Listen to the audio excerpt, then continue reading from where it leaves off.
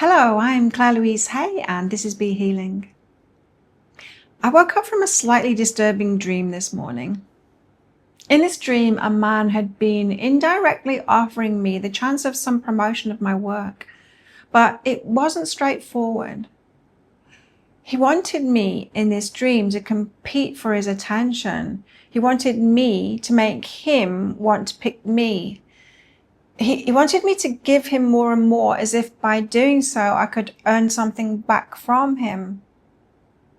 And at first in this dream, I'd started to fall for it. It was like an assault course that I was running with no finish line defined. And in the dream, I just stopped. I looked closer at what he was pretending to offer and saw it was insubstantial. He was playing this game with me. And as I woke from this dream, I knew this was an important message from my subconscious to be careful around people who are not in integrity. Because here's the thing, sometimes it looks like a chance is being offered, but it isn't really. It's only inferred. And when we take that bait, we start to try and prove ourselves worthy of a bright, shiny offer that was never actually on the table. But that idea that we had that a bright, shiny offer was on the table, it didn't come from us either. It was planted. It was implanted by them. It's part of their game. And I thought, wow, I think I just summed up most marketing right there too. Perhaps a lot of unhealthy relationships as well, how we get into these things.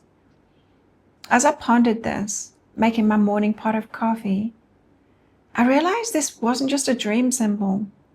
It mirrored something I had just experienced.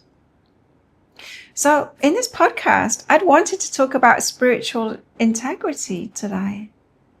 And Spirit clearly called me to warn you of the opposite. Last week, a scammer tried to get a free reading from me as an exchange. I told her I wasn't interested in a reading at the moment, and she said, oh no, she wasn't offering me a reading. And so I pressed her, well, what are you offering then? What's the trade here? She said promotion on the websites that she'd already told me about, but she hadn't already told me about these websites. So I said, which websites exactly? And when I asked for those website names, she gave me 2. But I visited those sites and it was clearly not her websites. They weren't owned by her. So I asked her about this and she told me that she could introduce me to the owners of those websites, that she knew them. So it's all felt a bit off to me there. So I contacted the owners of those websites just to let them know someone's trying to offer their services for something that she wants. One of them replied saying, yes, this woman's been trying this for years. She has no affiliation or connection with us. But here's the part that caught me. I'd gone and looked at those websites anyway, and they did have the potential to be a good fit for promoting my services. And so as I looked more closely, I noticed something else. There was a man behind one of them, and he only interviews women on his podcast. He promotes their services, selling their offers, like in batch offers through his own website.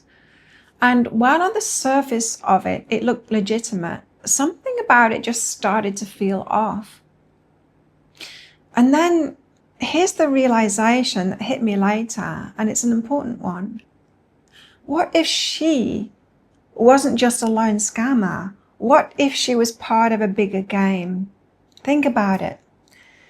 If I had fallen for her scam, if I'd have given away my services for nothing, that would have marked me as susceptible. Then I would have been introduced to him, and he would have known he could scam me too. I would have shown that I could be manipulated, that I was willing to hand over my value in exchange for something that wasn't even real. And then he would be waiting on the other side. The man behind those websites, the one with the podcast. The one that could step in and play the role of the legitimate spiritual businessman and offer me the shiny opportunity. It's like a two-step trap, right? First person tests your boundaries, and if you let them through, the second person swoops in with the real offer, that bigger stage, the brighter spotlight.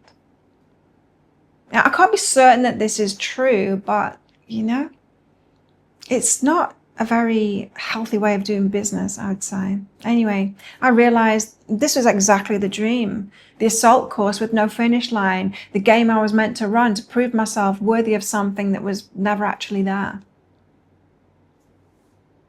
And this is where the dream dropped its wisdom into my morning coffee routine. When we are in spiritual integrity, we tend to project that onto others.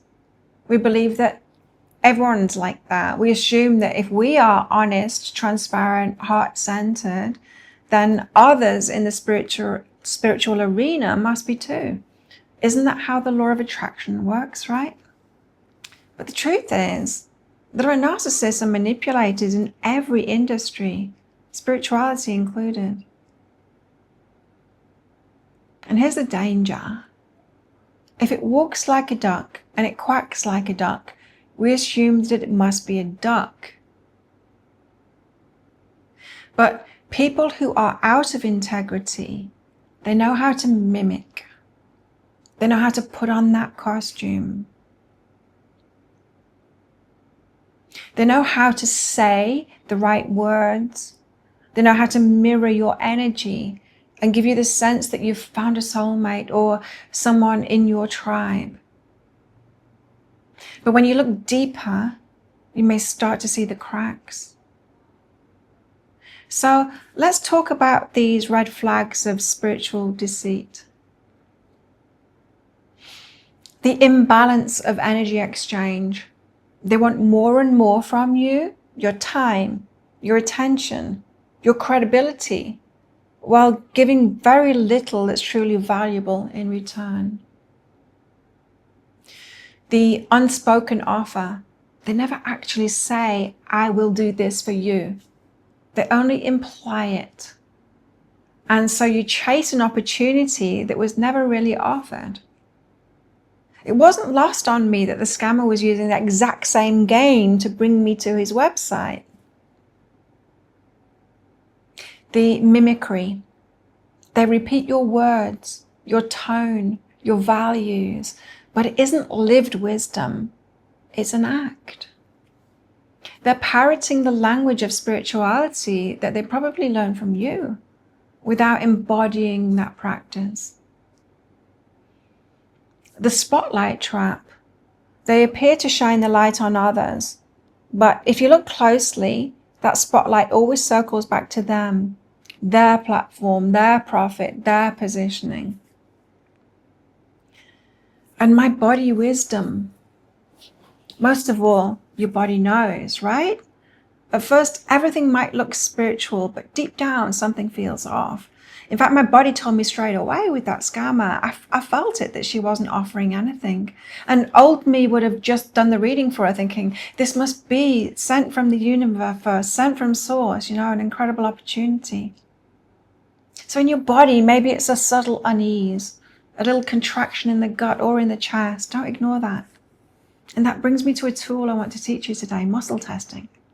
Muscle testing is a way of bypassing the mind and going straight to the body, straight to truth, because your body doesn't lie. Your nervous system, your muscles, your energy field, they all know whether something is in alignment or not. So here's a simple way you can start. Get grounded. Stand with your feet shoulder width apart. Take a few deep breaths and connect with the ground beneath you. Set the intention. Say to yourself, body, show me a yes. Body, show me a no. And observe your natural sway. Most people will gently sway forward for a yes and backward for a no, but yours might be different. That's fine. Just notice your body's own response. Test it first. Say something true out loud like, "My name is Claire." And notice how your body responds. And then say something untrue like, "My name is Carrot." And then notice the contrast.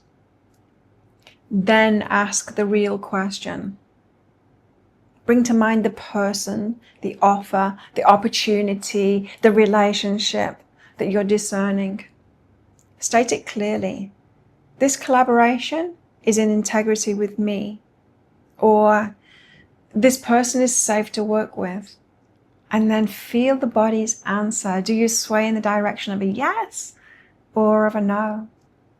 You can use this process with anything, from spiritual teachers to business deals to everyday choices. And the more you practice, the clearer the responses come. This is important because manipulators play on the mind. They play on appearances, words, promises, and personas. It all looks very polished and shiny and very enticing, but the body can't be fooled. Your energy field will always tell you the truth. So here's the truth that I want you to carry away today. Those who lack integrity will always try to borrow the shine of those who have it. But integrity can't be faked forever.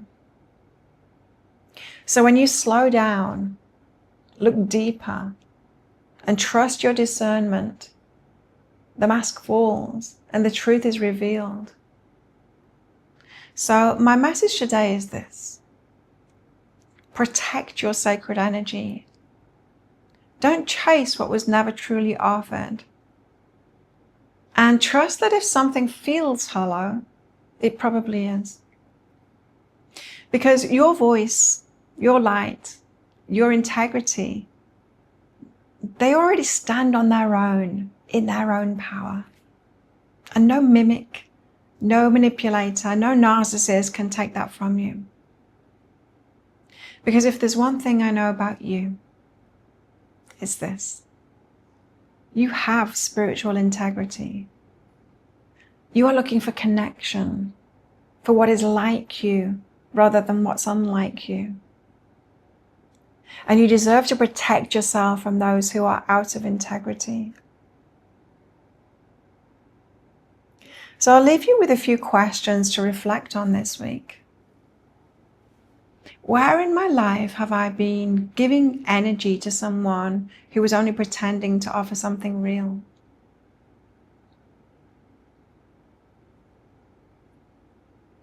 What does integrity feel like in my own body?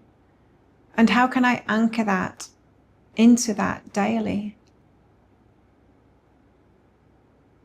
And what does that integrity feel like in others in my own body? How can I honor my energy so I only give where there's mutual respect and truth? I'll leave you with those thoughts, and a big thank you for joining me this week. Next week, we'll go deeper into discernment, how it's the number one law, the foundation that makes every other teaching safe, powerful, and aligned.